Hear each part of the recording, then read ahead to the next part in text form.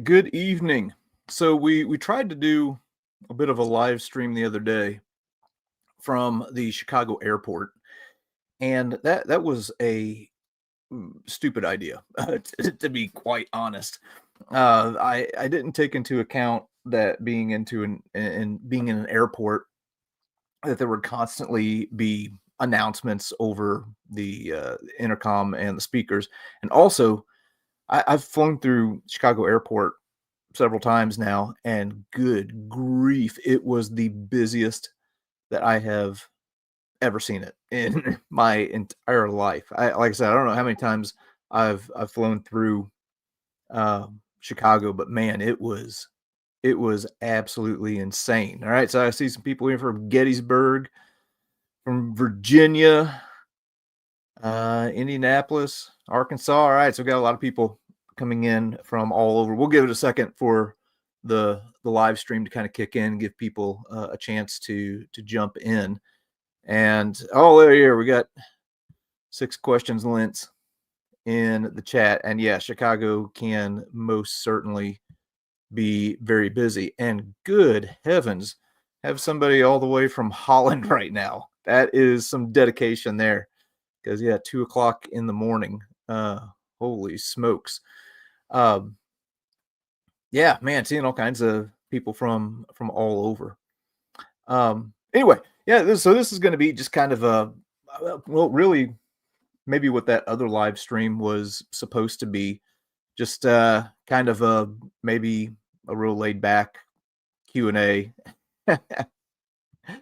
Somebody's been watching World War II TV. Uh, so Paul Woodage had he calls them thoughts from Woody or something like that, or a thought from Woody. Anyway, he had one of those this morning where he was talking about some negative feedback that he's been getting on the channel in the midst of some pretty um, trying life experiences. And if you're not familiar with World War II TV, like Paul covers some of the most obscure niche topics that you can possibly imagine related to World War II. So he had one today. He covers some topics from people and battles and things like that you would be familiar with. Like today, he had one on Jim Gavin. I haven't had a chance to watch it yet. Couldn't catch it live, but he also has some real obscure ones, and it never fails. There's always going to be somebody who complains about what he didn't cover, or that they didn't say this or they didn't say that, even though it's you know he's doing stuff over there that you won't see anywhere else as far as history on the Second World War.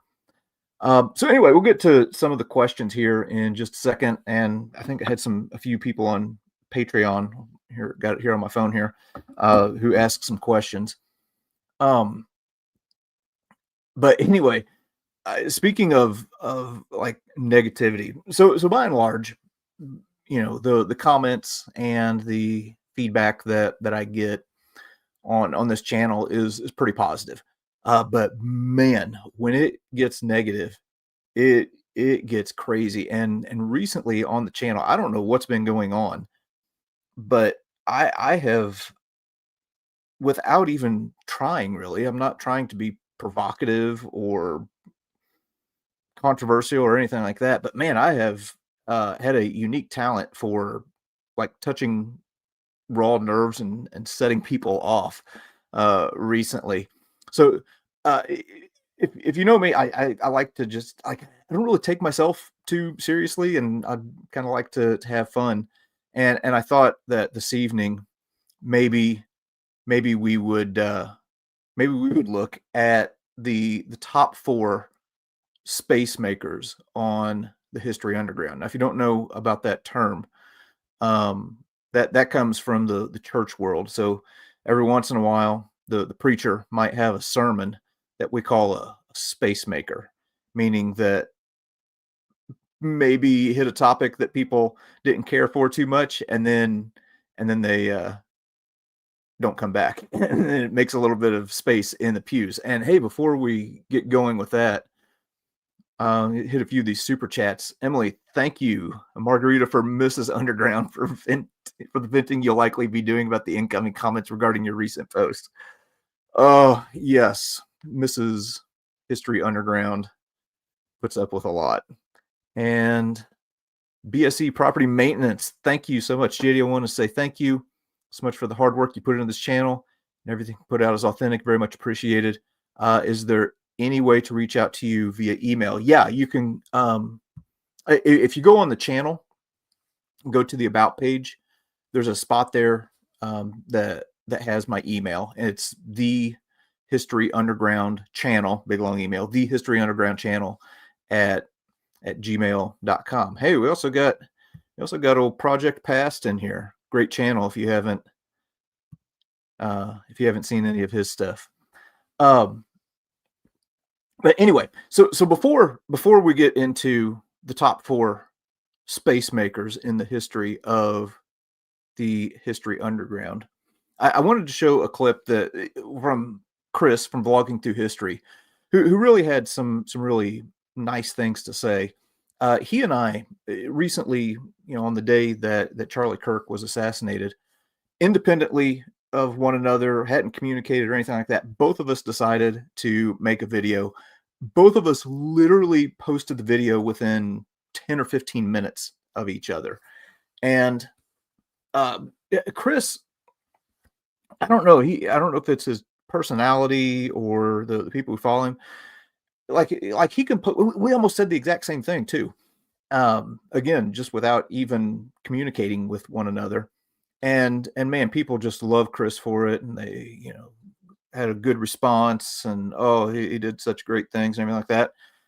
I had a very different reaction. Man, there was some insane blowback for me, and I had a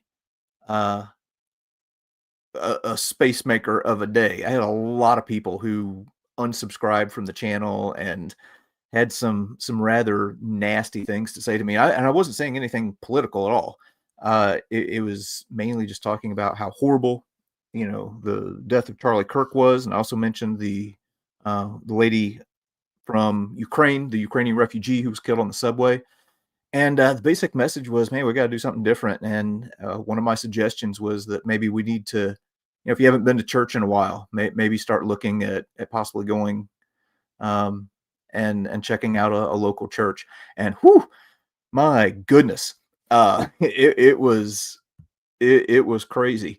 So anyway, I want to show just this clip because Chris had something very nice to say, and I think maybe it'll give a little bit of a soft landing for what's next here. All right, so here's my buddy Chris.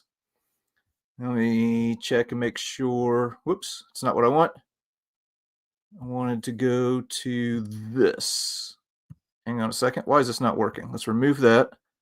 And let's add that. There we go. That's what I'm looking for. And here was the nice words that Chris had for me in one of his follow-up videos. I say all of that to say, you know what? From now on, moving forward with Vlogging Through History, it's still going to be primarily, first and foremost, about history. But expect more of this from me. And I hope that's okay. And I hope, and I'm very disappointed to see that my friend JD over on the History Underground, who does way less of this than I do, uploaded a video the same night that I did and kind of addressed a little bit of the Charlie Kirk stuff. And he lost a bunch of subscribers. And let me just tell you, JD is a good friend of mine. I've spent a lot of time with him. JD is way more tolerant and way more kind and gracious to people who think differently than him than I am. And I think most of you would agree that I'm pretty tolerant and accepting and welcoming of people who think differently than me. And he's more so. And he was losing subscribers over this. And that is just something I cannot fathom. And that's a world that I just can't fathom. And so, you know what? I recognize that some of you might not be around for this kind of thing. And that's okay. You don't have to watch these videos. If you just want to watch my history stuff, please do. That's 99% of what you're going to see on this channel. And when you see stuff like this right now, just skip past it. That's okay. The world's wide enough for people who only want to see the history and don't want to hear me rant about identities and politics and social media. All right. So anyway, boy, that was a heck of a place to freeze the frame. But anyway, so now I don't know which one of us is more easygoing, compared to one another. But again, nothing that I do is malicious. And if you look at the over 900 videos that I've posted on the History Underground, the only one that even came remotely close to being political in any way, which I still don't consider that, was, oh boy. I'm sure that she was just joking. I find sarcasm funny because I have a sarcastic personality myself. But anyway, what was I saying? Oh, out of the over 900 videos, that's the only one that even kind of got in the same universe as something political, and that's only because Charlie Kirk, was a bit of a political person. So anyway, all right, so let's take a look back at the top 4 History Underground space makers. So these are 4 unique incidents in the past 2, 3, 4 years where I saw a mass exodus of subscribers and had a net loss, on the day that I said something. All right, here's the first one. This was a post that I made on social media. And I think what you're going to see is that I have a unique talent for making people angry at me on both sides of the aisle, right, left, Republican, Democrat, whatever. But so here was the first one. This was a meme that I posted. So after Donald Trump, had to go in and had his, the famous mug shot. I saw this. Now I kind of treat this channel, it's kind of like, I share stuff with my friends. So if I see, if I have a good meal, I'll take a picture of it and share it. If I see something that's funny, I'll share it. I saw this and I thought this was hilarious. And you see the mugshot there of Donald Trump, and the meme is what my chicken nuggets in the microwave see at 3 a.m. So I reposted that just because I thought it was funny. And holy smokes, not everybody thought that was funny.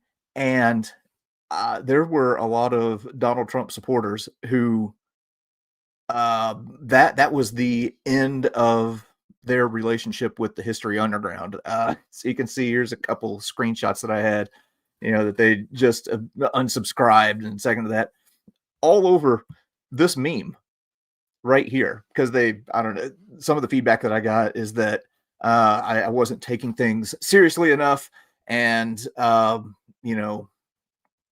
they were done with me after that. But anyway, I still think it's funny. I don't care. Okay, now the next one, the next big exodus of subscribers. If you keep up with this channel, you can probably guess. Right here, this episode. Oh my gosh. So this was from the Guadalcanal series, and for those of you who aren't familiar with the story, Taylor Swift's grandpa was an artilleryman at the in the Guadalcanal campaign. I had this idea that I ran by my daughter, who's a Taylor Swift fan, and thought, okay, hey, when I go to Guadalcanal, went there with Dave Holland, who has a great YouTube channel.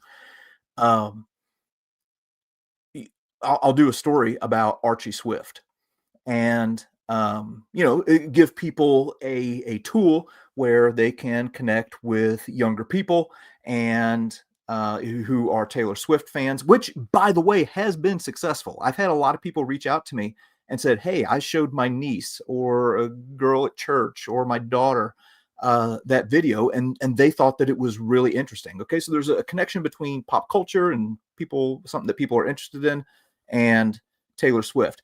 And good grief, this was another mass exodus. The blowback that I got from this was absolutely insane.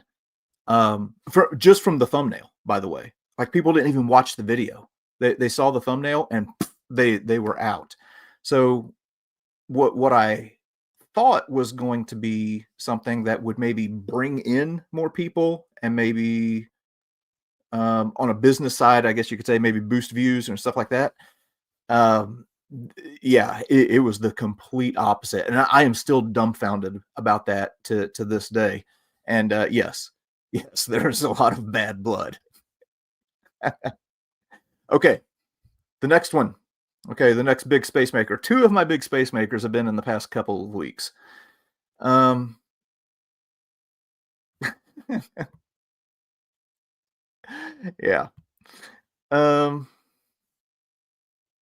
Yeah, right here, this video. The video that I did on the day that Charlie Kirk was assassinated. This one right here was the single biggest exodus of subscribers that I've ever seen. Now, there might be some people, well, who did not like this video and didn't like that I did it, who are watching and probably having an "I told you so" moment, and are maybe kind of celebrating the fact that I did lose subscribers over this. But I'm trying to think of how to say this without sounding callous. I don't regret that I posted that video, and I still don't see it as being anything political. And I think if you actually knew me, or for the people who do actually know me, like you said with or like what Chris said, maybe you can take his word for it, where Chris said that I'm probably even more tolerant of people with differing views than what he is. Some of my absolute closest friends are people who believe way different than me. And I'm talking on like big subjects, not like, they like Popeyes and I like Chick-fil-A, although that would maybe be a deal breaker for me. But big issues, like issues of faith and religion, politics. So some of my best friends, we are a universe apart, but we also have a lot of other things in common. We like history, or maybe we like hunting, or whatever. So, Trey, the Charlie Kirk video moved me so much that me and my wife went to church that next Sunday. Dude, that means more to me than you can possibly know. Yeah, that's great, and I hope you keep at it. It's something that has served me well, all my life. But anyway, we can.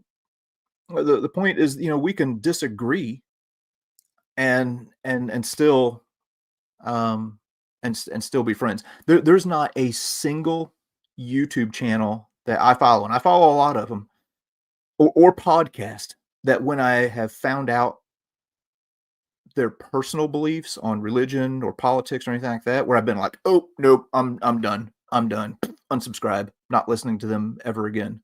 I kind of hear them like, oh, okay, well, yeah, they got a different point of view than me on that, but I still like their other stuff.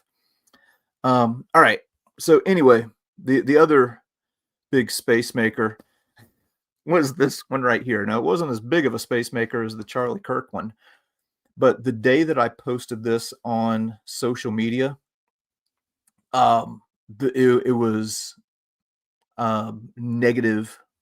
It was a net loss of subscribers that day. So on YouTube, you can see, okay, you gained, 300 subscribers or 600 subscribers or 1,000 or whatever. But if you lose more than you've gained, then your little graph, it'll show it dipping below zero. And this was a below zero day for me. Now, the motivation behind it was not political. So I've seen people. I've been rather outspoken, maybe not on this platform, but outspoken about throwing around the term Nazi and Hitler and things like that. I think accusing somebody of being a Nazi or saying that somebody is just like Hitler is something that really, really has to be reserved for the most extreme circumstances. Like you have to have really built a case up. Now here's the filter that I run that through is one, is the individual, okay, so this is comparing it to Hitler. Is the individual, well, it could be Nazi as well. Is the individual an authoritarian? Do they have authoritarian leanings?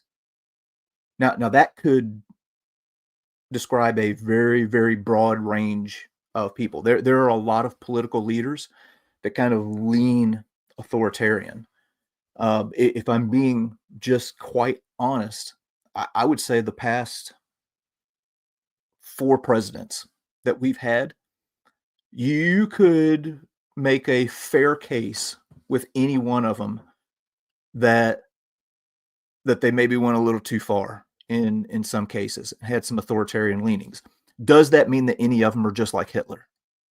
No, I wouldn't say that about Trump. I wouldn't say that about Biden. I wouldn't say it about Obama. I wouldn't say it about George W. Bush. Okay. Now, second filter that I run it through. Is there a desire to launch wars of territorial conquest? Okay, not just a war, but wars of territorial conquest.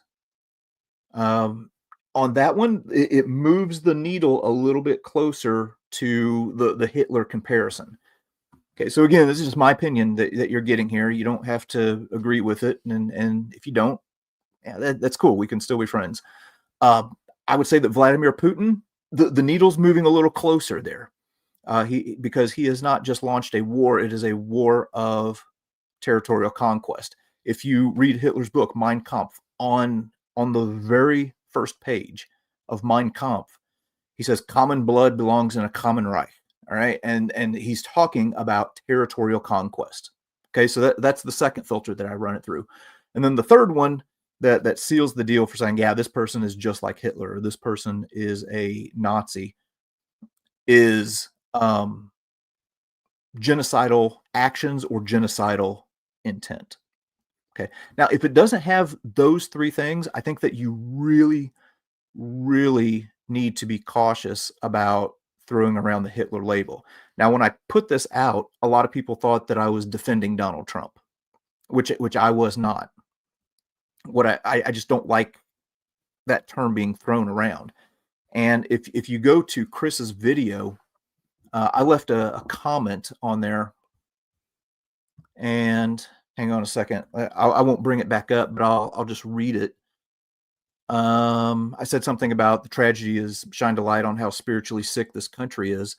The first comment that was a reply to my comment said, why would this be a turning point as opposed to any other shooting that happens any other day?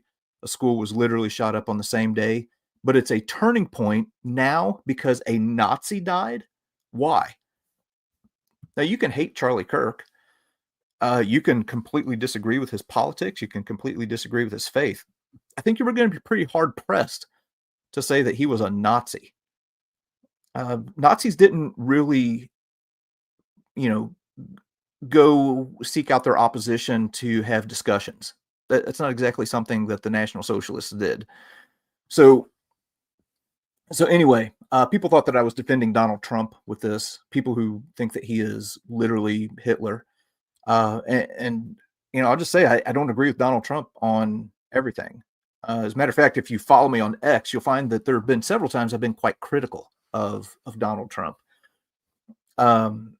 And I'm not a huge fan of the way that he communicates. Sometimes there's some things that he's done that I think are good. But but he's not Hitler. Okay, so you can completely not like him, but not go, full just like Hitler. So anyway, that was another one that lost me some subscribers. All right, so here's super chat here from Zeals Legacy. Keep being you, JD. You do great work. Yeah, I appreciate that. Thank you. And I had some people send me some messages where I think anybody who really knows me would probably find that I have some pretty nuanced political views. So if you're watching this right now, I'm going to say the chances are 100% that you and I are not going to agree on everything. And I think there were maybe some people who thought they had me figured out and thought that I was maybe like their political soulmate or something like that. And when I expressed an opinion that maybe appeared to be a little bit different than theirs, they viewed that as the ultimate betrayal. And then that was the end. Anyway, I don't want this to turn into a political discussion or anything like that. I've got history in your hand, dude. It is late over there where you're at right now. It says you're more tolerant and welcoming to those with differing views than anyone I've ever met. Oh, well, thank you. More people need to be like that. Well, I appreciate that. Okay, so let's move on. We'll move on to other things now. So first, we'll maybe have a chat here and tackle some questions. Let me open up this on my phone. So I had some people on Patreon, which, by the way, after that Charlie Kirk thing, I also lost 10% of the supporters on Patreon too, which was kind of wild. But that's okay. People are free to do what they want. Hang on a second. I'm just kind of scrolling through the messages here. Okay, here we go. This comes from Eric. First question that he had, he says, of all of the sites or artifacts you've seen on your travels, which one had the biggest impact on you or felt the most surreal to experience in person? Let me take a drink and think about that.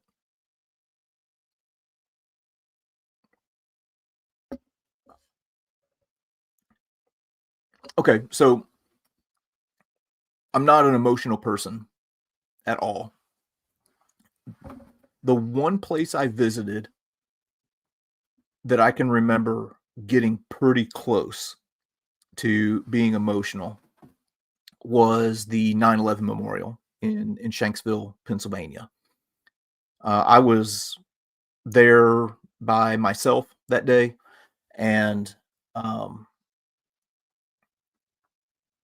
I don't know what it was, but I think like going through the individual stories and things like that really kind of just hit me in the moment. So I would say that might be one of the most emotionally impactful places that I can remember. And then his next question was, what's the worst mishap that's happened off camera during your trips? I think most people are going to know the answer to this if you followed for a while. Like lost baggage, airport delays, bad flights, something along those lines. The worst mishap was in Greece when we got to our Airbnb, had my family with me, went inside, locked the car up, went inside for 5 minutes just to make sure that we were in the right place and to go to the bathroom, came back out. Somebody had broke out the window and stole all my stuff. And what really, really stinks about that was like some Greek dude got a real treat if he looked into the hard drive and saw the footage that I shot in Normandy. He got to see some stuff that nobody else saw. Because on that trip, I was with Matt Leach, who played Floyd Talbot in Band of Brothers. And also on that trip, there was another actor from Band of Brothers. It was, oh, crud. Hang on a second. hang on a second. I'm getting my trips mixed up now. But anyway, there was another actor from Band of Brothers, and you know, all of that got lost. But anyway, yeah, that would be the worst mishap. All right, here's another one. Brazil's Legacy. Thank you for the super chat there. Japan is a trip on my bucket list. How was your experience there? Man, I loved Japan. The only thing that I can complain about with Japan was the time of year that I went. So I was there in late July, and it was insanely hot and humid there. Nothing like Guadalcanal or Saipan, but it was really hot and humid, like even early in the morning. But I loved everything else about Japan. The people were great. It was incredibly clean. Like you're in Tokyo, one of the biggest cities in the world, and it was so well kept, and honestly made me a little bit embarrassed about our cities in the United States and the shape that they tend to be in. But recently I was out in Los Angeles, and just driving around Los Angeles, I was thinking about the fact that, I'd been in Tokyo just a couple months before, and just kind of comparing the two in my mind. But anyway, all right, let's see. Bum, bum, bum, bum. Let's see. Is there any World War II sites, if any, in Africa that you would like to visit? Yeah.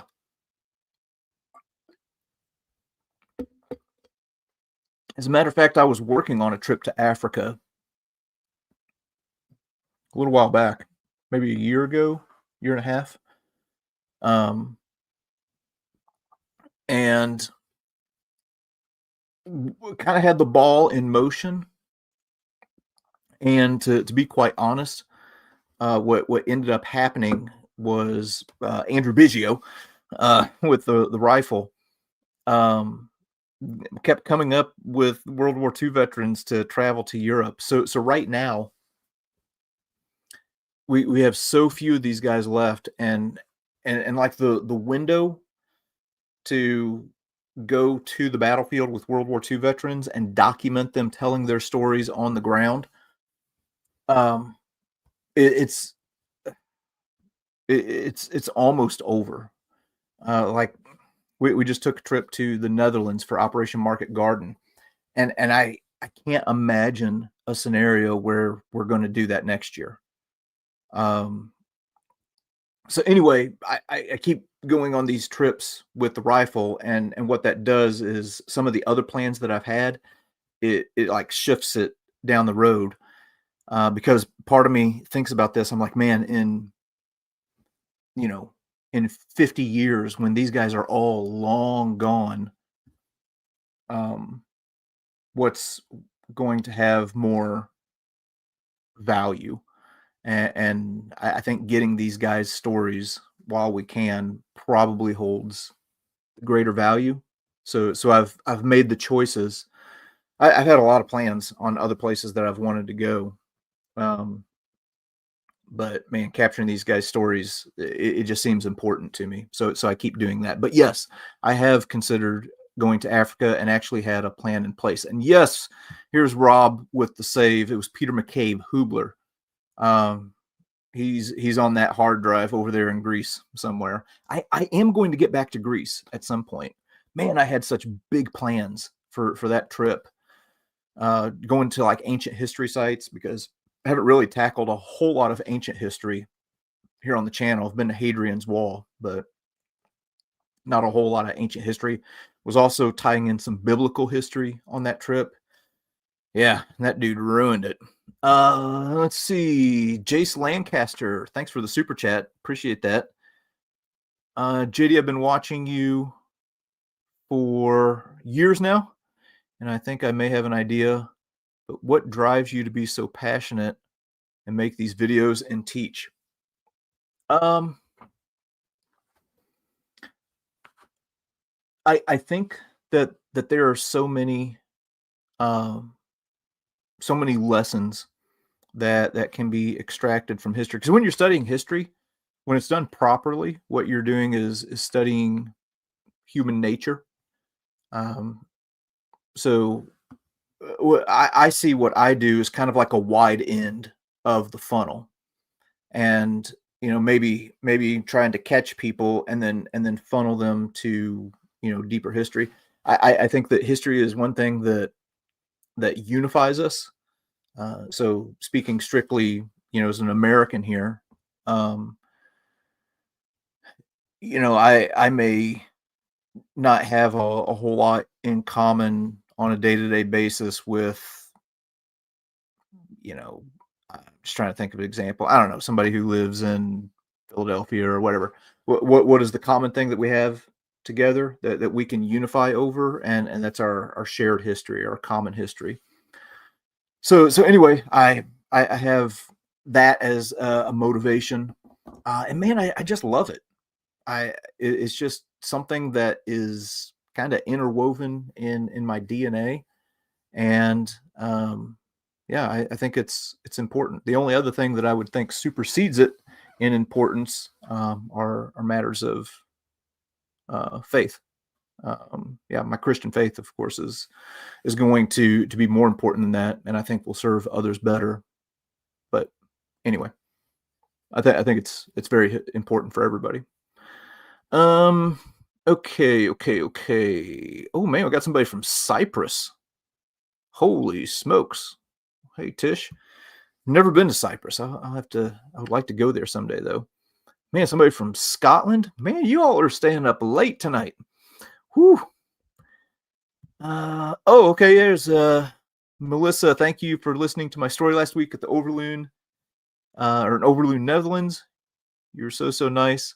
What did you think of Holland, and what was your highlight? So I'll tell you what, Netherlands. I'll be honest. Another thing that really impressed me is it was very clean.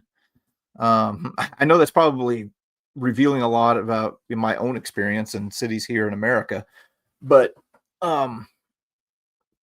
probably the highlight for me, we had an 82nd Airborne veteran with us who you met, Melissa. Gene Metcalf, who was in the 82nd. Oh, I just said that, the 82nd Airborne.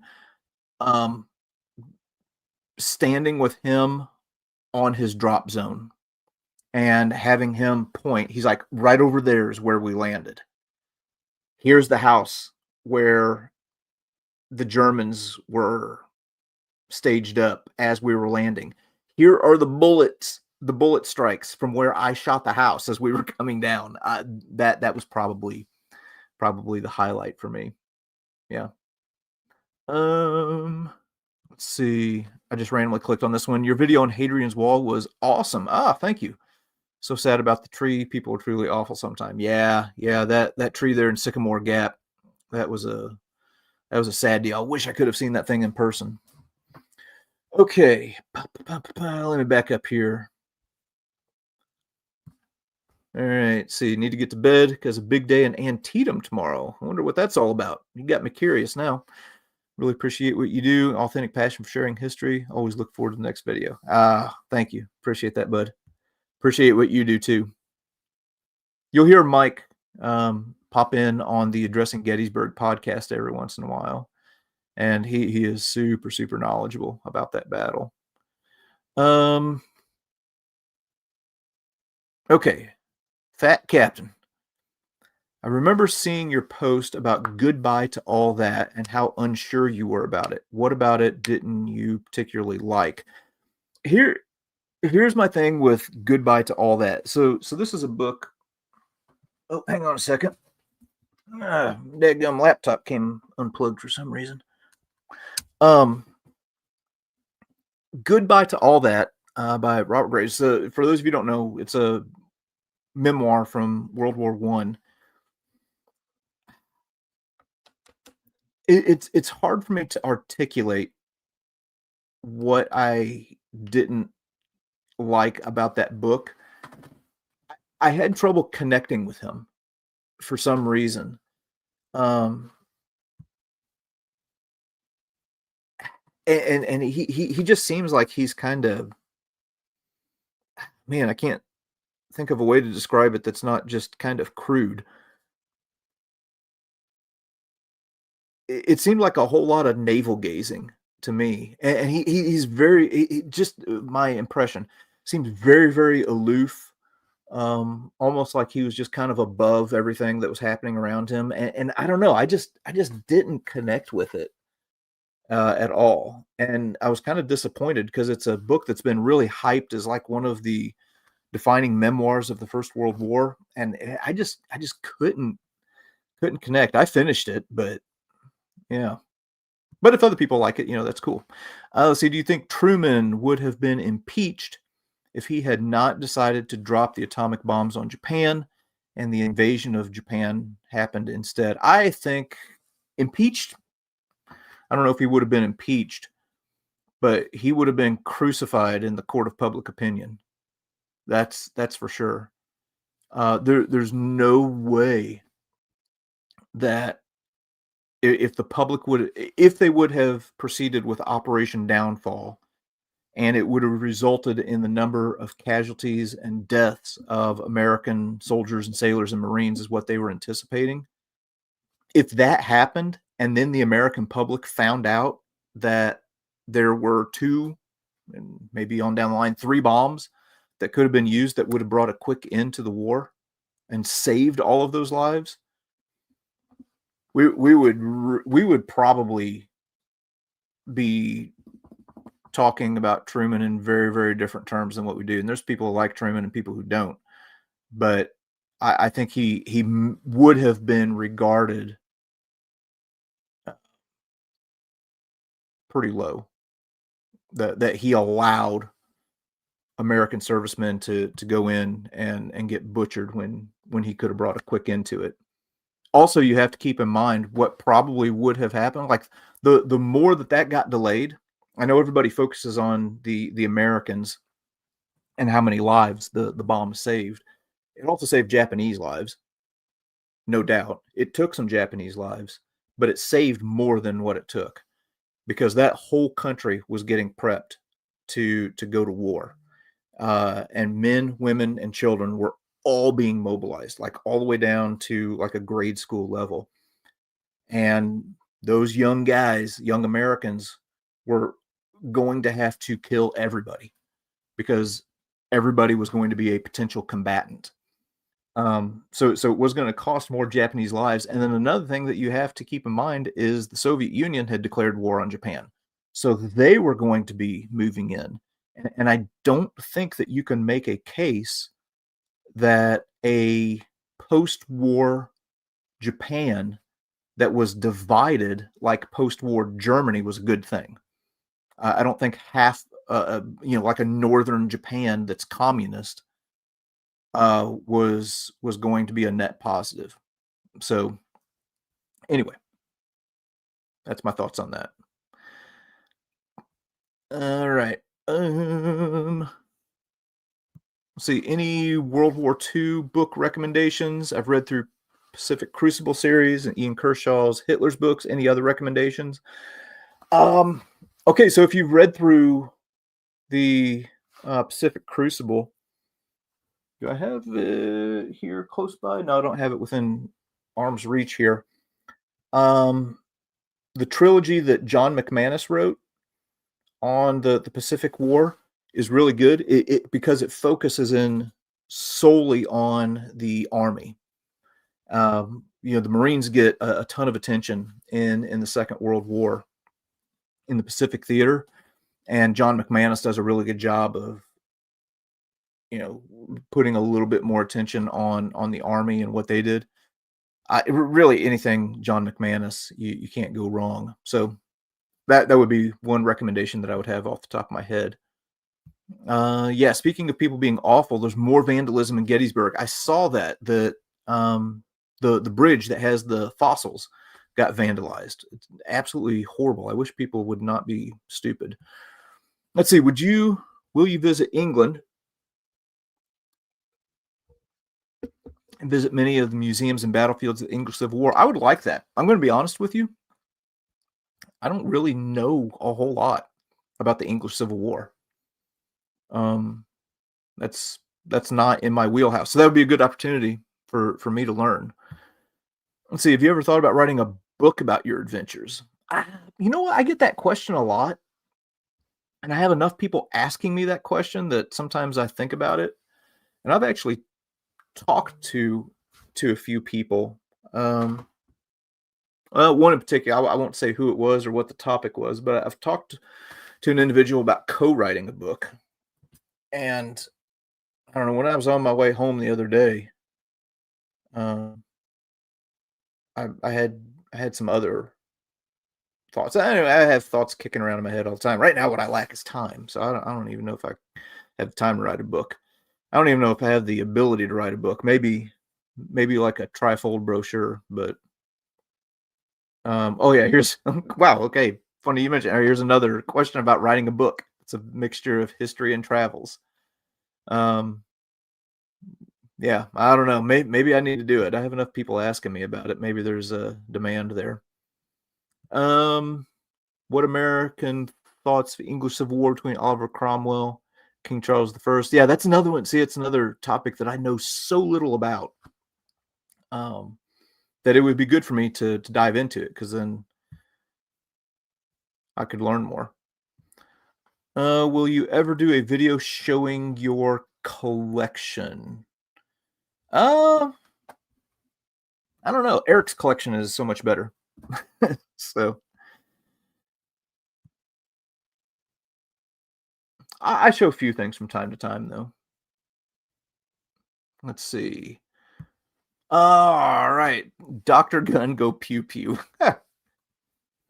Thanks for the super chat there, bud. Would you ever do a pre-planned, curated 2 to 3 day Gettysburg tour for those of us too lazy to plan out our own trip?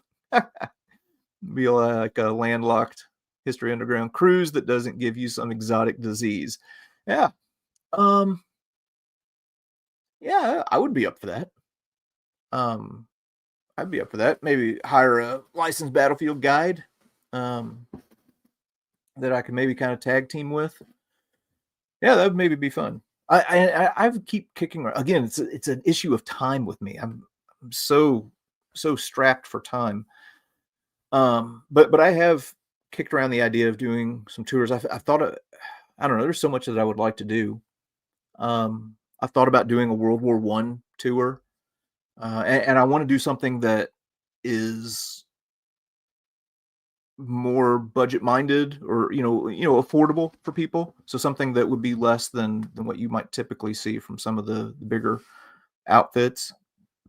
Um, but yeah, I thought about, like, a World War One tour of some kind. I don't know where. I loved Ross and Vimy Ridge. Verdun would be cool. I don't know. Yeah. Okay, let's see. Question: because you travel so much, what do you do for vacation? Thanks for your great work. Uh, yeah, Brian, what vacation are you talking about? Any vacation time that I have is spent gathering content for the channel, to be quite honest. Um, although last year, no, year before last, yes, maybe it's 2 years ago. I went on vacation with my family, and usually I bring a camera with me, and I'll maybe shoot a few videos while I'm on vacation.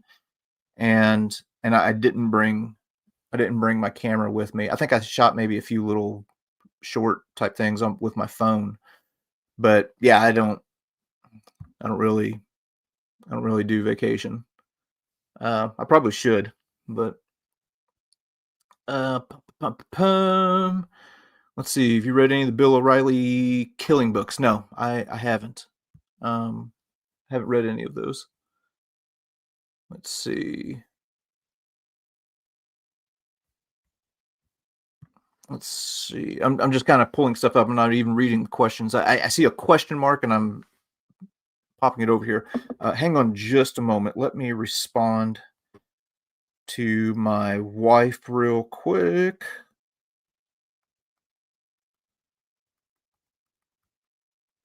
Okay.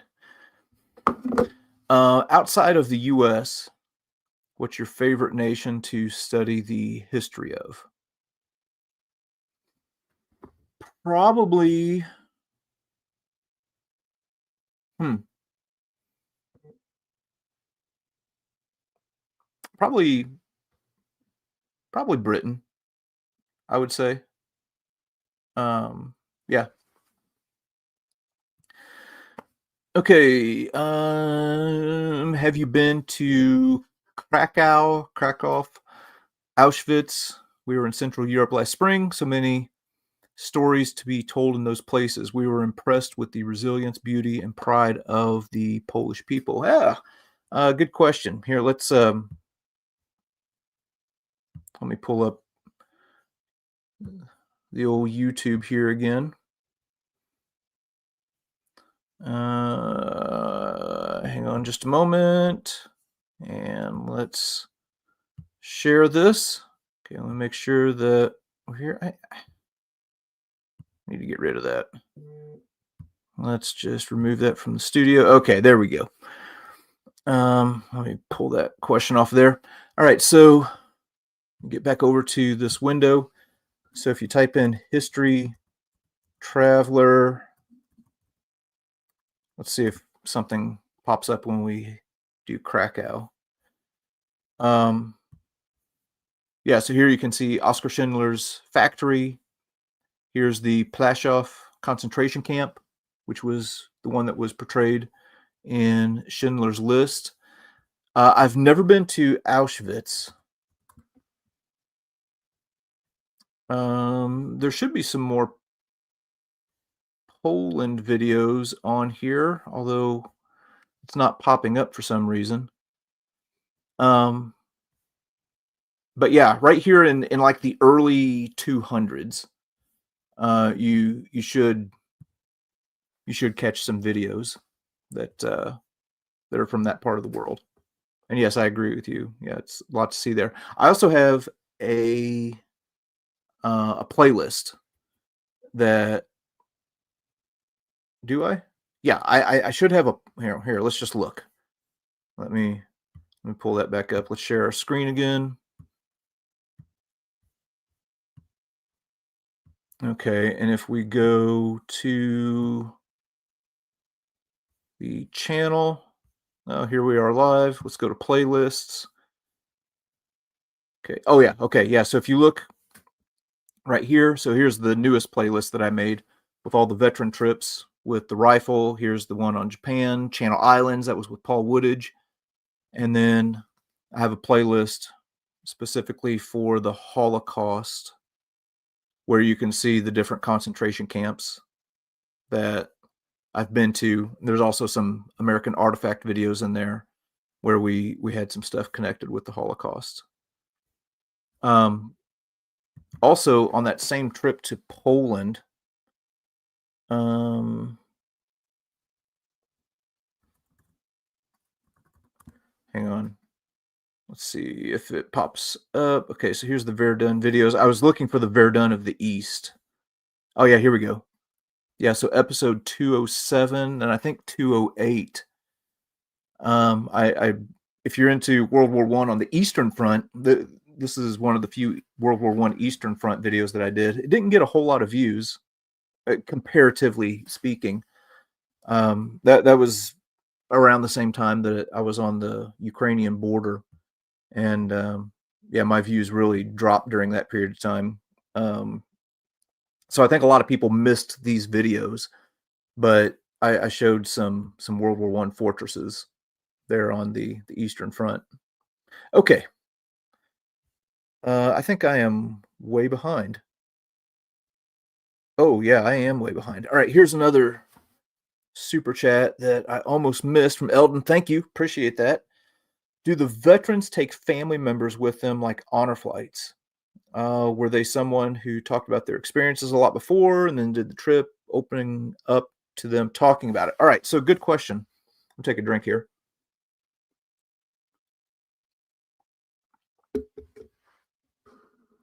So, in most of the cases, it's family members who are accompanying them. So on these veteran trips, they have somebody who is accompanying them, and then they have, for lack of a better term, like a handler. Okay, somebody who takes care of their needs, pushes them around in the wheelchair, things like that. And then there's also nursing staff who come along. As far as their plus one, sometimes it's a family member. I've had a few where it's their children. Usually, it's children that are younger. Got to keep in mind.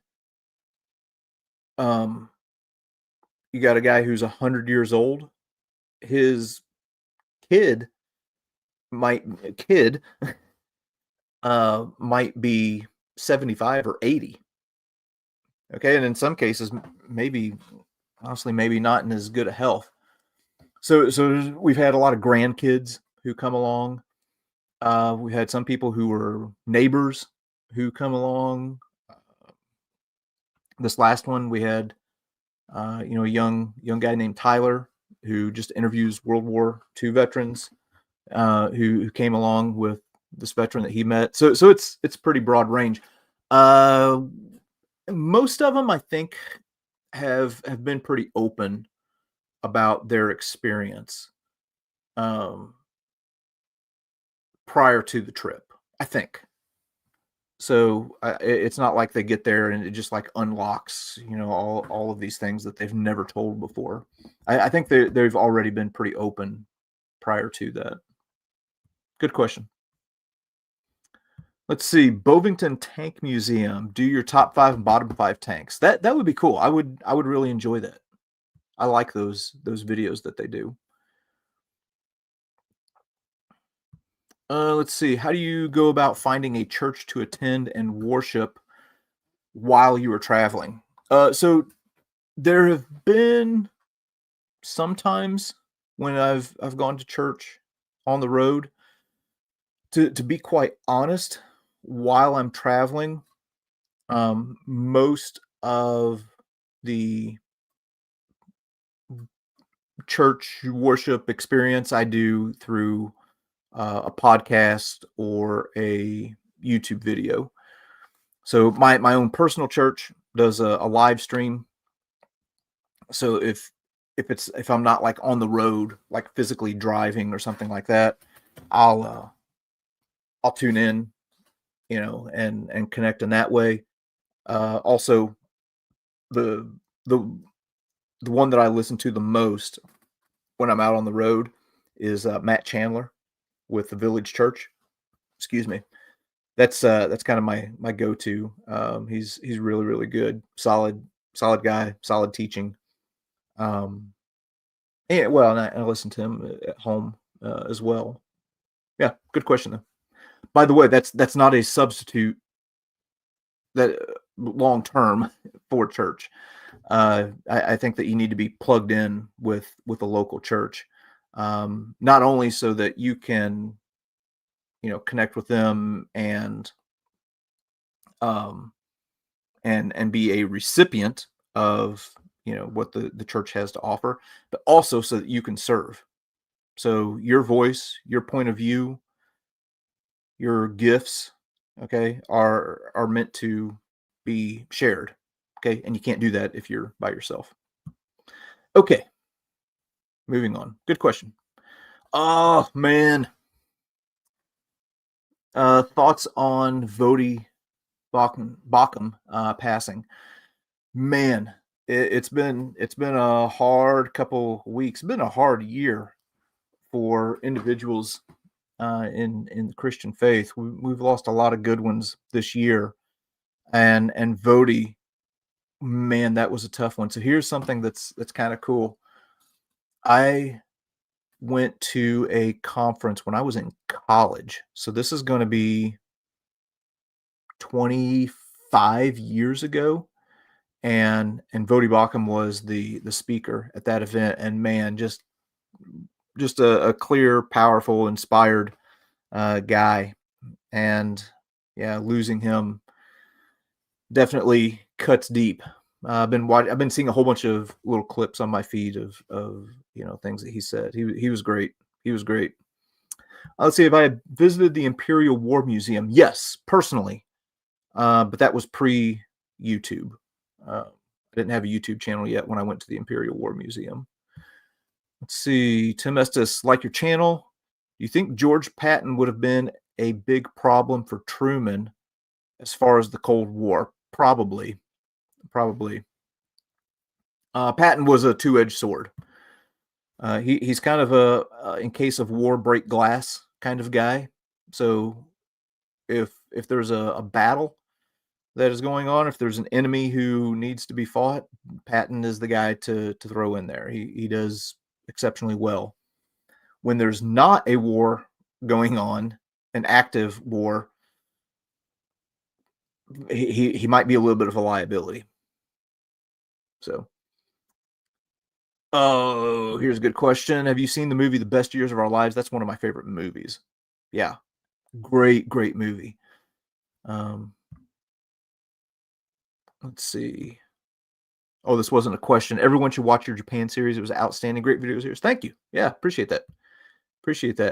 Any chance of some War of 1812 battlefields? Yes, I would love to do that. Would love to tackle the War of 1812. As far as American conflicts, War of 1812 is going to be a little bit of a weaker one for me. So that's one that I need to learn a little bit more about myself, and going and visiting the battlefields would be a good way to do that. Next year, matter of fact, today I was actually sitting and working on a few things and some different plans and shooting out some emails. Next year, going to be doing a lot more Revolutionary War stuff. Let's see. Would I be interested in going to the Russian battlefields if possible? Absolutely. 100%. Would love to go to Volgograd and Leningrad, well, St. Petersburg. Hang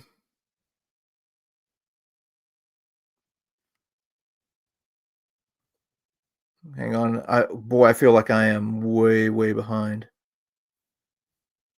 Let's see. Ghost of Sickle's Leg. How's it going, bud? Do you think you will ever cover the Korean War? And has Eric ever got any artifacts from that war?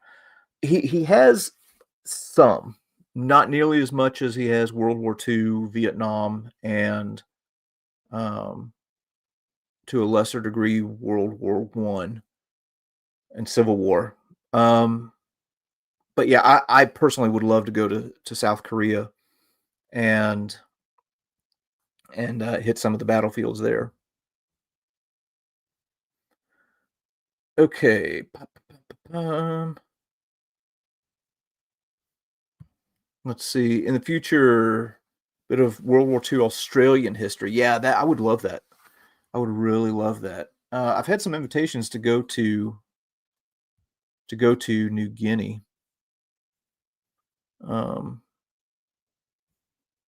Let's see.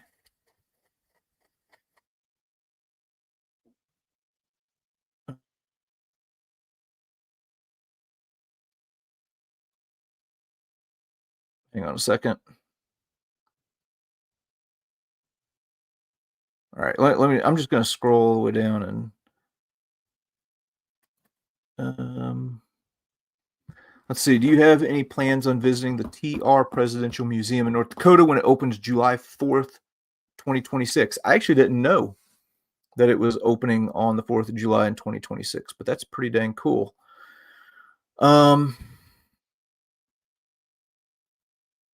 I don't know that I'll be there when it opens, to be quite honest. I'm already working on some summer plans for next year right now, and I don't know if that would work out. Plus, to be quite honest, on their opening day celebration, there's probably going to be a whole bunch of people there, and what I do doesn't exactly mesh well with large crowds. It's always better for me if there's not a whole lot of people around. So I don't think I'll go on the day that it opens, but I am really looking forward to the opening of that presidential library. Let's see. Any chance of Western Civil War battlefields like in the desert states? Yes. I would love to go to Glorieta Pass. There's a few in Oklahoma that I would like to go to. As a matter of fact, I just started a book today, and I don't have it within arm's reach of me, but I only have read the first chapter. Read it this morning, talking about Native Americans in the Civil War and some of the Indian regiments. Um, this one in particular is focusing on the Choctaw Indian regiments. So anyway, that's kind of something I'm getting a little bit interested in, and I'm finally at a point right now where I can read a book just for the simple, pure joy of reading it. I'm always reading a book in preparation for the next trip, and um, with that, which is not a bad thing. I enjoy reading everything, but what that means is now I can kind of relax and maybe read something that's not preparing for like the next big trip. Oh, speaking of which, have I planned my next trip yet? No, I have not. Um, yeah. Ooh, what's my favorite artifact that Eric owns? Ugh, that's a tough one because boy, he owns a lot. He has some crazy, crazy artifacts.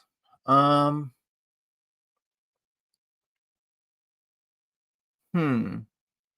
It depends on the day, honestly, and it changes every. How about this? I'll answer the question that you didn't ask. Um, the first time that I went into the museum, the artifact that probably grabbed my attention the most was um, a set of Hitler's silver that a guy in the 101st Airborne had taken as a war trophy and brought home as a souvenir. So that's probably the one that jumped out at me the most the first time I walked in that museum. Of course, there's so much that it's pretty crazy. And then you get back and you see, all the stuff with Dick Winters. But I don't know, for some reason that particular piece, I was like, wow, that is crazy. Um, let's see. Have I ever done any reenacting? No, I have not.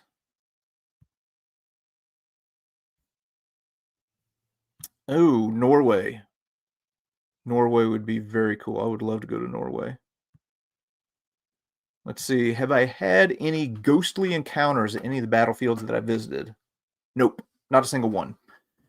I've had a lot of people who watch my videos and they think that I've captured a ghost. But there's always an explanation for it. It's either my son getting in the shot, or it's a shadow, or it's a lens flare. So no ghostly encounters. Also, if you talk to Gary Edelman, who spends a crazy amount of time on the battlefield at Gettysburg, or Tim Smith, or Eric Dorr, who grew up in Gettysburg, and say, "You ever seen anything? You ever feel anything?" No.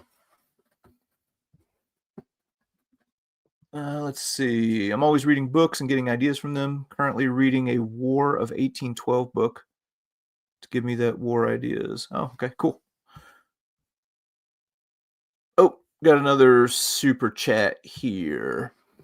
What would be the top 5 Eastern Front sites, World War I or World War II, that you would like to visit if there were no political or safety concerns? All right, so it's going to be Volgograd, St. Petersburg, and Moscow right off the bat.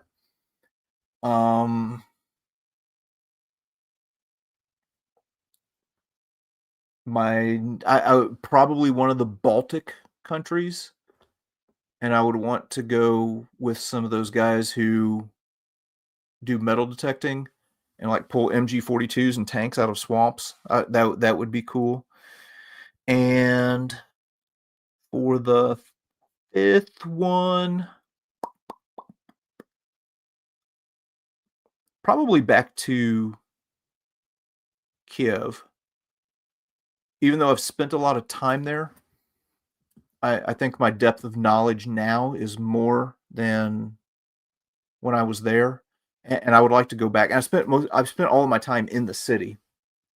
And the last time I was there, the government was collapsing around me, and there were riots and everything. But I would like to get out, like in the battlefields there along the Dnieper River and everything, and maybe tell some stories there.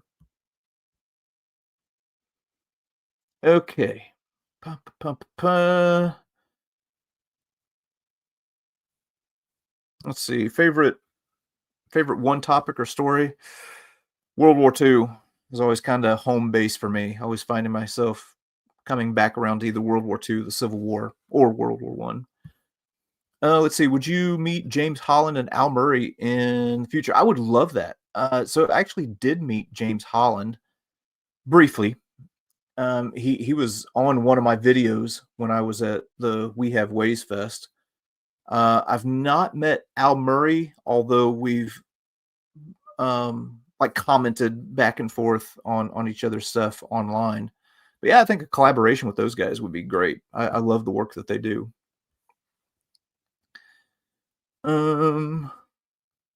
Let's see, a few military ships that I would like to visit. Yeah, LST 325 in Evansville.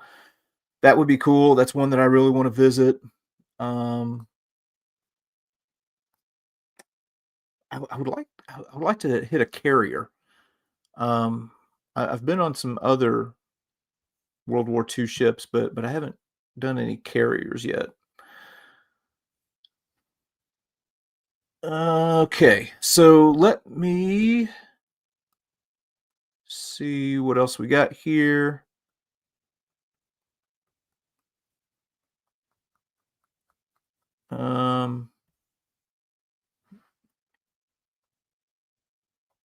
Books and battlefields. So I see the comment that you left here about the World War II chest with the vet stuff inside. Eric and Gettysburg Museum of History didn't want it. Who else could take it? Would you know? And let me just put that up here. So I don't know what the circumstances were around that. Maybe you were looking at it as like a donation or something. And one thing you have to keep in mind, and this is with any museum, not just Gettysburg Museum of History. Every museum struggles with space. So I don't know what the contents were. Maybe you could shoot me an email later. But every museum struggles with space and then how to display it and things like that. So maybe that's what the case was. Maybe shoot me an email and let me know maybe some more specifics, and I can maybe answer that a little bit more in depth for you. Okay, I think we're gonna wrap it up here. We're going oh my gosh, over an hour, about an hour and 15 minutes here. Let me hit one more question. Actually, let me hit two more questions. So email is thehistoryundergroundchannel@gmail.com. And I know that's a really long one. Let's see. Do I have any plans to visit the film festival next year? Gettysburg Film Festival? Possibly. Decent chance. I haven't really landed on that yet. Let's see. Would you ever brave visiting Tarawa? Oh, I've looked at it. I've actually looked at that a lot. But man, I have heard and seen a lot of unpleasant things about Tarawa, and that it's not clean, and yeah, a little rough. So I keep kind of juggling that one. So I'm not sure.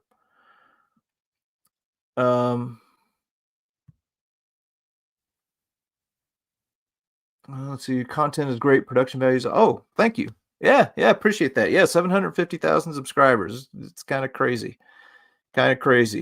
If it wasn't for Taylor Swift, Charlie Kirk, and Hitler, I'd probably be at 1 million right now. But I cleared out the channel when I talk about any of them. All right, here, last question. When is the Holland content coming out? So I was actually working on that yesterday, kind of mapping out with the content that I've already got in the can and what's coming and everything like that. The content from the Netherlands, I think I had that slated for like the last week of October. I think I'll start rolling that stuff out. I've got a few Civil War videos coming out. Um, and then I've got a few just kind of offshoot, some stuff that's a little bit different for me. But anyway, yeah, all of the stuff that we just shot recently in the Netherlands, specifically looking at 82nd Airborne, um, in Nijmegen, that should be around the last week of October. We'll start rolling that stuff out, and I'm really excited for people to see that.